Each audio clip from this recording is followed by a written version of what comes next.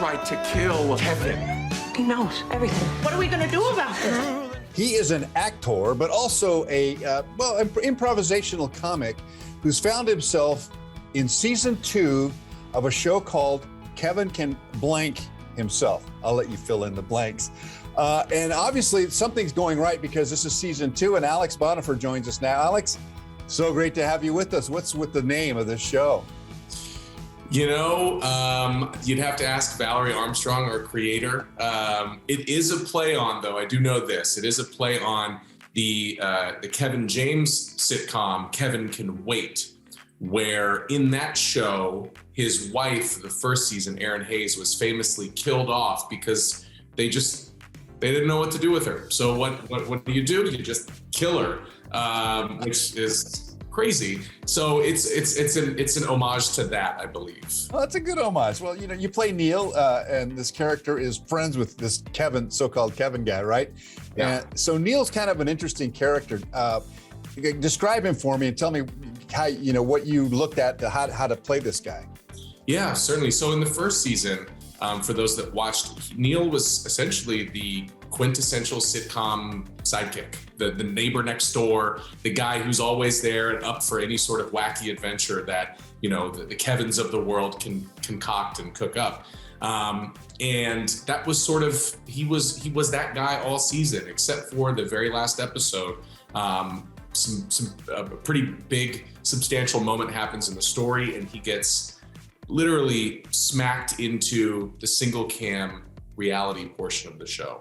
Our show is filmed through 2 lenses, basically, one being a sitcom multicam, you know, with the bright lights and the soundstage and the laugh track, and then the other, which is a single cam kind of dark comedy or drama.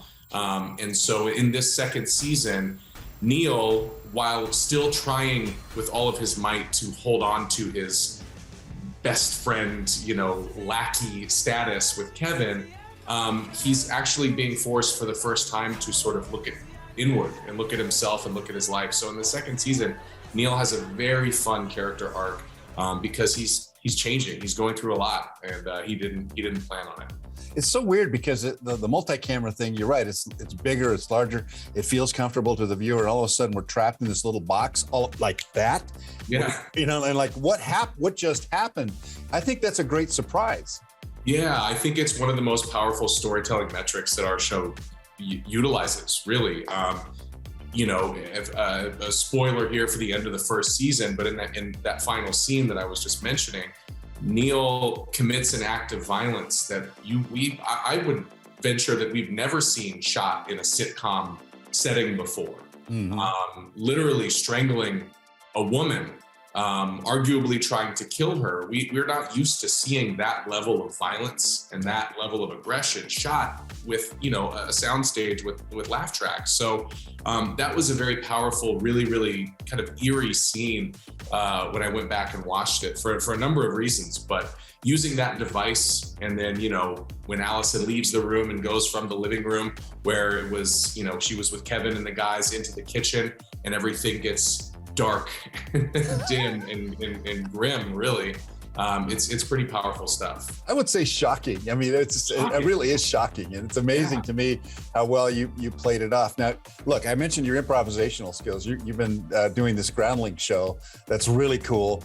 How much of that? I mean, one of the things that I always like about the great actors always say, "I'm a method actor. I studied at blah school. Blah. You know, I'm from this method or that method." But improv, I think improv comics, improv actors are some of the best in the business, and you've got those skills. How do you use that in what you're doing now?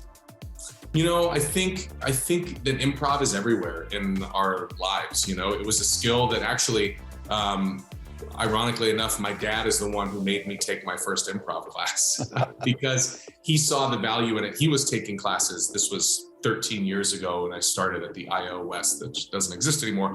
Anyway, the skills are everywhere in life, but when it pertains to being on set, you know, really listening, being present, you know, two things that are requisites for acting, I feel like those are the two biggest. And then in terms of developing a character, I was able to, because of my training at the Groundlings, and we do improv and we do sketch comedy as well. So like you'd see on SNL with characters and wigs and that whole thing. I was able to bring so much, not only in terms of Neil's thought process, but also like down to the costumes. And I costumed down to underwear and socks when I performed with the Groundlings. So I knew going in, I told our costume designer Carol, I said, hey, I'm gonna need some boxers because Neil, he's not a briefs guy. He wears boxers. He's a boxer. And all of the little idiosyncrasies and things like that I felt so equipped for walking on set. Down to, I can even mention my hair. It's much shorter now than it was in the first season. I had hair down to my shoulders, and that was it. It was long. I kind of was lazy, and my wife and I had our first child, and I had just like not made time for the barber, and there it was. I found it with this long hair. Found myself with this long hair, and then when I went into audition, I put on a baseball cap, and it poofed my hair up, and I looked like a clown. And that's what, Neil was, that's what the sitcom best friend sidekick was sort of the role that they were calling for at that time. And your child that's my daddy when I was born.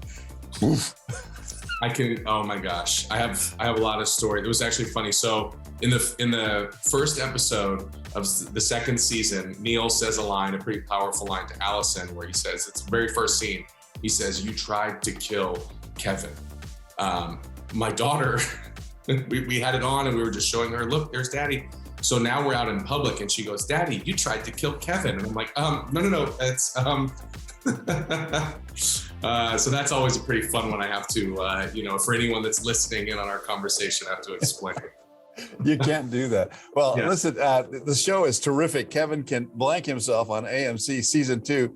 Alex, you're a terrific actor. I imagine that every once in a while your improvisation, and the producer director says, that's not in the script. Would you stick to the script? Has that happened yet? All the time. Yeah.